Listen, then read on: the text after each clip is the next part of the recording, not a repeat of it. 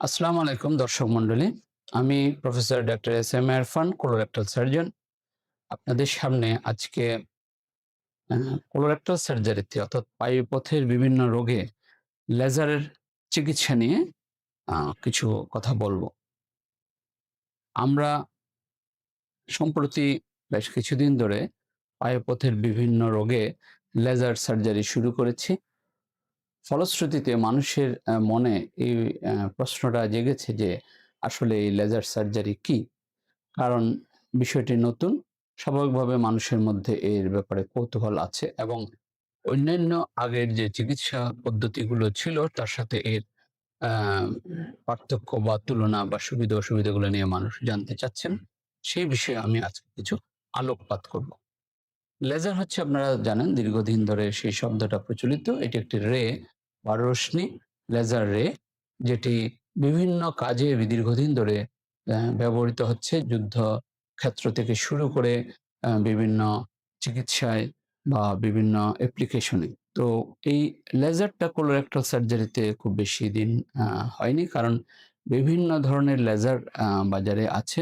সেই লেজারগুলো কোলোরেক্টাল সার্জারিতে খুব বেশি ফলপ্রসূভাবে ব্যবহার করা যাচ্ছিল না। কারণ এর জটিলতা বা কমপ্লিকেশন এবং আ সফলতার হার কম ছিল। কিন্তু সম্প্রতি আ যে ডায়োড লেজার আমরা ব্যবহার করি, এটাতে খুব ভালো রেজাল্ট পাওয়ার পর আমরা সেটা ব্যবহার শুরু করি। লেজার কি? লেজার হচ্ছে একটি রে। আমরা এই একটি প্রোব দেখাচ্ছি। এই প্রোব এর মধ্যে আপনারা দেখছেন যে একটি ভিতরে ফাইবার আছে। এই যে এটি হচ্ছে একটি লেজার। এটি লেজারের এটা ফাইবার। আপনারা দেখছেন এটা তার। এটার ভিতর দিয়ে মেশিন থেকে লেজার রেটা আসে এবং এটি হচ্ছে অ্যাপ্লিকেটর।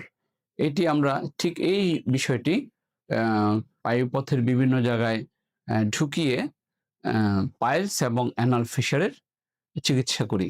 আর ফিস্টুলার ক্ষেত্রে আরেক ধরনের ফাইবার আছে, সেটা ডিফারেন্ট।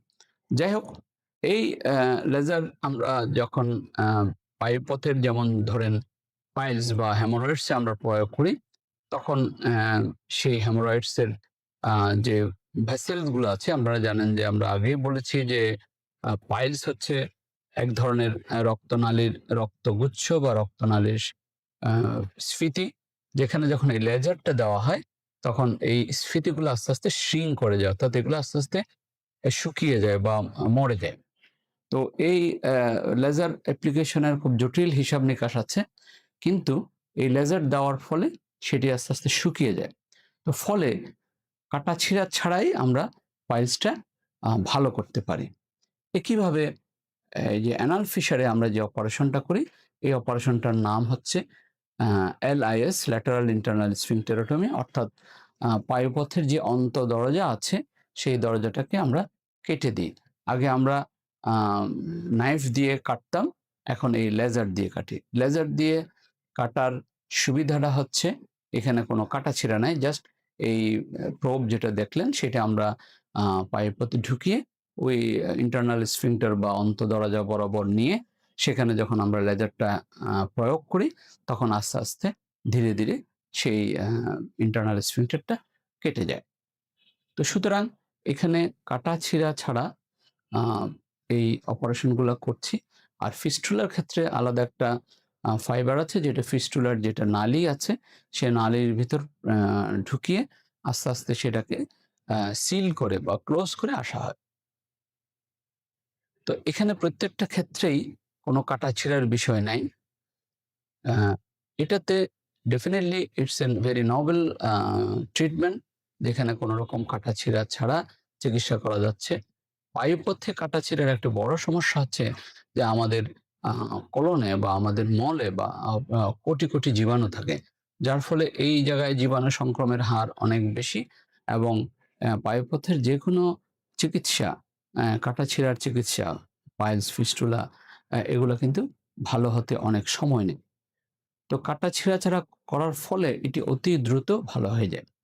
এখানে আ লেজার অ্যাপ্লিকেশনের অনেকগুলা সায়েন্টিফিক ক্যালকুলেশন আছে। যেমন পাইলসের ক্ষেত্রে পাইলসটি কত বড়, কোন গ্রেডে আছে ইত্যাদি হিসাব করে সেখানে বিভিন্ন জায়গায় অর্থাৎ পাইলসের বিভিন্ন স্থানে এই লেজারটাকে ক্যালকুলেশন করে, হিসাব করে, করে যথা সময়ে, যথাস্থানে, যথা পাওয়ারে প্রয়োগ করতে হয়। না হলে এখানে ক্ষতি হওয়ার সম্ভাবনা থাকে।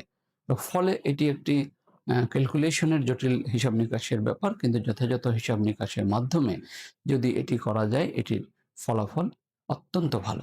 বাংলাদেশে লেজার সার্জারিতে আমি সর্বাধিক সংখ্যক রোগীর চিকিৎসা করেছি এবং সেটা আহ, অন্যান্য যারা আছেন তাদের তুলনায় অনেক অনেক বেশি। তো লেজার সার্জারির মাধ্যমে চিকিৎসায় এ পর্যন্ত আমাদের রেজাল্ট বলা যায় এক্সেলেন্ট।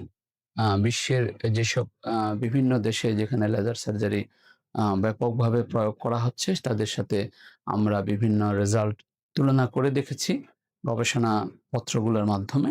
সেখানে দেখা যাচ্ছে যে আমাদের ফলাফল বিশ্বের যে কোনো সেরা সেন্টার বা সেরা সার্জনের সাথে তুলনীয়।